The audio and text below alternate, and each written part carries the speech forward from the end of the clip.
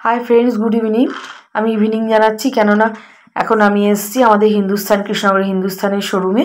আমি একটু washing machine দেখতে এসেছি, অনেক দিনের ইচ্ছা পূরণ করব, শখ হলো, হট করেই চলে এলাম। হট করে না, অনেক দিন ধরে আসবো তা আজকে বেরিয়েই পড়লাম হাজব্যান্ডের সঙ্গেই। বললাম আজকেই যাব দেখতে, অন্যদিন আর যাব না, যাব করে যেতে পারছি না, আজকেই চলো। তাই ইচ্ছা আছে, দেখি নেব এই কদিনের মধ্যে। এবার চলে এসেছি আমাদের বাপের বাড়ির পাড়ায়। আজকে হচ্ছে শনিবার, এখানে পোষকালী পুজো হচ্ছে একদম মানে আমাদের পাশেই। মা বলছে যে যা মানে কাছে এসছিস এত, প্রসাদ খেয়ে যা। আমি বলছি খুব ভিড় তো। মা বলছে তাই খেয়েছে, প্রসাদ খেলে একটু দাঁড়াতেই হয়। দেখ তো সবাই প্রসাদ খাচ্ছে, কোথা থেকে এসছে সব লোক প্রসাদ খেতে। আর এটা হচ্ছে রবিবারের ব্লগ। আমি এখানে চলে এসেছি আজকে আমাদের এখানে জয়গুরু। তোমরা জয়গুরু বললে বুঝতে পারবে কিনা জানি না, অনেকেই বুঝতে পারবে। অনুকূল ঠাকুরের আজকে 136 তম জন্মদিবস পালন হচ্ছে। এটা এই অনুষ্ঠানটা প্রত্যেক 5 বছর অন্তর আমাদের কৃষ্ণনগরে হয়, আর হয় হচ্ছে আমাদের রাজবাড়ির মাঠে, কৃষ্ণচন্দ্র রাজার রাজবাড়িতে। কিন্তু এবার আর হয়নি, এবার আমাদের এখানে পণ্ডপ মোড় বলে, পণ্ডপ মোড়ে মাঠ আছে, মাঠে হচ্ছে। এটা একদিনের উৎসব আজকে পালন হচ্ছে, কিন্তু আমাদের রাজবাড়ির মাঠে দুবার হয়েছে এর আগে, মানে লকডাউনের আগেও হয়েছে, তারও 5 বছর আগে হয়েছে। 3-4 দিন ধরে অনুষ্ঠানটা চলেছে, কিন্তু এবার একদিনই। আর এত ভিড়, বিভিন্ন ভারতবর্ষের বিভিন্ন জায়গার থেকে সমস্ত মানুষরা এসছে, তার সব জয়গুরু শিষ্যরা এসছে। দেখো বসে আছি খাবো বলে, এত রোদ কি বলবো। ওইদিকে আমার হাজব্যান্ড, ছেলে মেয়ে, ওদের খাওয়া হয়ে গেছে, আমি পরে বসেছিলাম, জুতো পাহারা দিচ্ছিলাম। খেয়ে দিয়ে এবার বসে আছি। আর এই যে এখানে মানে ঠাকুরের প্রার্থনাগুলো শুনতে খুব ভালো লাগে, যে গানগুলো। এ দেখো স্টেজটাও বেশ সুন্দর করেছে, হালকা করে এই প্রার্থনার গানগুলো একটু শুনিয়েছি, পারলে শুনো তোমরা।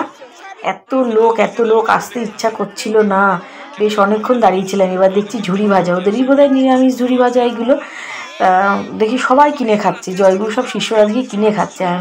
হাজব্যান্ড বললাম কী গো, ঝুড়ি ভাজা কিনে দাও তো, দেখেই লোভ লাগছে। তাও কিনে দিলে, বসে বসে খাচ্ছিলাম। এবারে দেখো ইনি হচ্ছে এখনকার গুরুদেব, অর্থাৎ শ্রী অনুকূল চন্দ্রের পূর্বপুরুষ হবে, পূর্বপুরুষ না, এখন ওনারই পুরুষ। এটা মানে ওনারই পুরুষ বলতে আমি বলতে চাইছি, তোমাদের বুঝাতে পারছি কিনা আমি জানি না, মানে ওনারই বংশের কোনো পুরুষ এটা। এখন ইনি হচ্ছে গুরুদেব। এখানে আজকে অনেক দীক্ষিত হয়েছে অনেকে, তা গুরুদেব দর্শন করলাম। আমারও মানে ভাগ্যটা খুবই ভালো, গুরুদেব স্বয়ং বসেছিলেন, দর্শন করলাম, প্রণাম করলাম। এবার এখানে না সন্ধে হয়ে আসছে তো পাঠ হবে, এদের পাঠ বলতে এদের তো প্রার্থনা গান।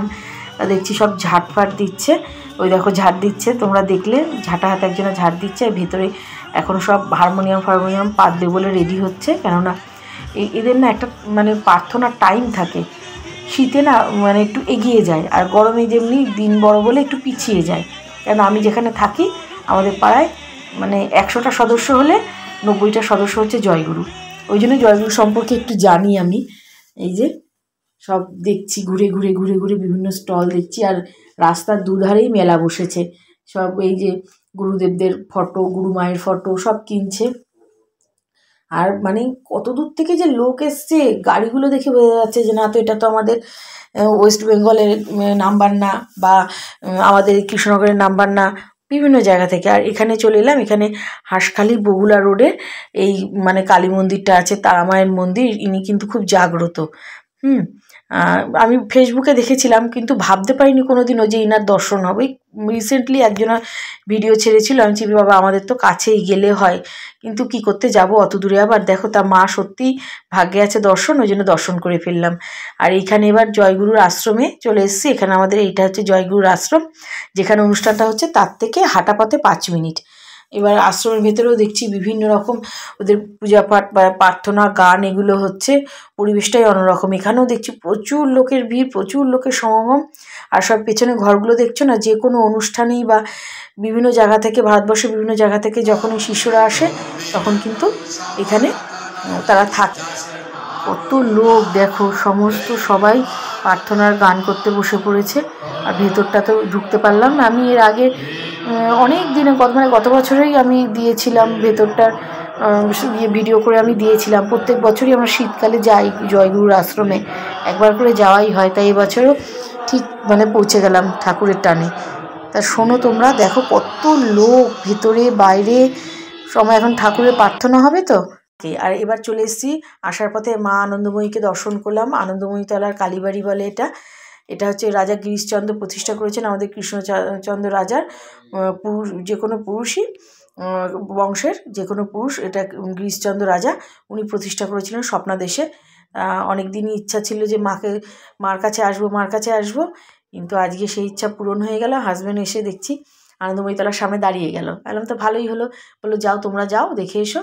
এবার একটা একটা করে মন্দির দর্শন করছি। এটা না বোধহয় আমার না প্রথম থেকে এত বছর ধরে আমি দেখছি, কিন্তু কাউকে না জিজ্ঞেসও করিনি এটা শিবেরই একটা মন্দির হবে হয়তো। শিবের তো অনেক রকম রূপ, বোধহয় এটা ভৈরব ঠৈরব হবে। আর এই দেখো আমাদের মা আনন্দময়ী, এটা কিন্তু পুরো কোষ্ঠী পাথরের মা আনন্দময়ী। একটু দূর থেকে দেখাচ্ছি, কেননা এই মানে ভদ্রমহিলা এই একটু পরে তো সন্ধ্যা আরতি আরম্ভ হবে, পুজো পাঠ হবে, ওই জন্য মুছছেন। উনি বললো দিদি একটু দূরে দাঁড়ান, শুকিয়ে গেলে তারপরে আবার কাছে আসবেন। বললাম ঠিক আছে। উনি মুছছেন, কেন পুরোহিত মশাইও রেডি হচ্ছে সন্ধ্যা আরতির জন্য। আমাদের মা আনন্দময়ী কিন্তু বসা, জানো তো, শিবের ওপরে বসা। এটা হচ্ছে মানে এইটা কোথাও আমি দেখিনি, এইখানেই দেখি যে আমাদের কৃষ্ণনগরেই দেখি মা আনন্দময়ী শিবের ওপরে বসে রয়েছে একেবারে বাবু হয়ে। এটা কত 250 বছর আগেকার এই মন্দির, তোমরা দেখে বুঝতে পারছো মন্দিরটা প্রচুর পুরনো। বাড়ি এসেছি 5:30 বাজে, তখন আবার দেখলে না ওই জয়গুরুর আশ্রমেও গেছিলাম, ওখান থেকে একটুখানি। আমরা প্রত্যেক শীতে জয়গুরুর আশ্রমে যাই একবার করে। জয়গুরুর আশ্রমে সব প্রার্থনা হচ্ছিল, একটু খানিক্ষণ থাকলাম, থেকে তারপরে এলাম। এসে আমি আর শুইনি, ভাবলাম শুলে পরেই আর উঠতে ইচ্ছা করবে না, ভালো লাগবে না, ওই জন্য একেবারে খানিক্ষণ বসে বুড়োটার সঙ্গে কথা বলে তারপরে চলে এলাম রান্নাঘরে। এলাম, মেয়ে বলছিল মা একটু শোবা না, মেয়ে ছেলে একটু শুয়েছিল। না এখন শুলে আমার আর একদম উঠতে ইচ্ছা করবে না।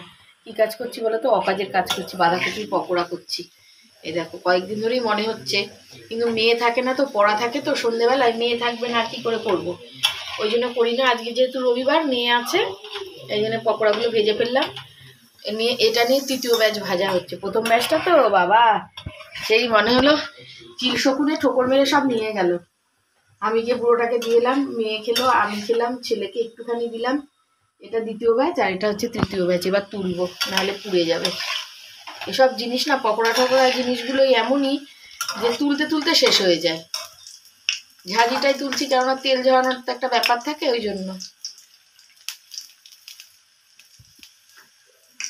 ভেবেছিলাম রাতে প্রোগ্রাম ছিল রুটি, আলু ভাজা, মিষ্টি, খেজুরের গুড়, যে যা খাবে, আর হচ্ছে শেজওয়ানের সস আছে, শেজওয়ানের সস দিয়ে আলু ভাজা দিয়ে রুটি খেতে খুব ভালো লাগে। তা উনি বললো না, যেহেতু একবার ডালিয়া খেয়েছি প্রসাদে না, অনুকূল ঠাকুরের প্রসাদে না, খিচুড়িটা হচ্ছে ডালিয়া দিয়েই করে, এত অদ্ভুত খেতে, উফ বাবা। এবার হচ্ছে 136তম জন্মশতবার্ষিকী পালন হলো তো আমাদের এখানে, প্রত্যেক কৃষ্ণনগরে প্রত্যেক 5 বছর অন্তর হয়। তা লকডাউনের পরে এই প্রথম হলো।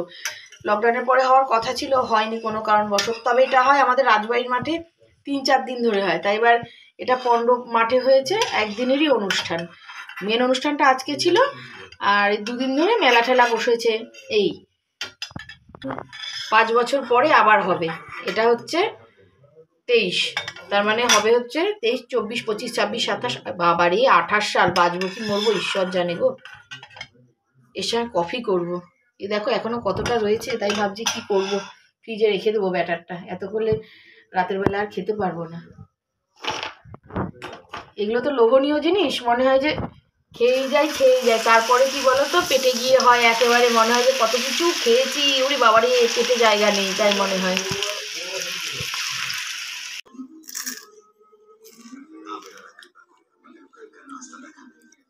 কফি খাবে? গরম কফি। পকোড়াগুলো ঠান্ডা হয়ে গেছে, সবাইকে খাইয়ে ধুয়ে গ্যাস পরিষ্কার করে বাসন মেজে আস্তে আস্তে আমার পকোড়া পুরো ঠান্ডা। ভাবি ফুল প্যান্ট খুলছিস কেন? পিটাবো। তাহলে কফি খেতে খেতে আজকে তোমাদের থেকে বিদায় নিচ্ছি। হ্যাঁ, দেখা হবে অন্য কোনো ভিডিওতে। টাটা, আসছি। হ্যাঁ, ভালো লাগলে কিন্তু অবশ্যই লাইক করে দিও। আজকের ব্লগটা তো একটু অন্যরকম দিলাম, দেখবে। রিকোয়েস্ট থাকলো দেখার। আমাদের এখানে ঠাকুর উৎসব কেমন করে পালিত হলো জয়গুরুর। আসছি।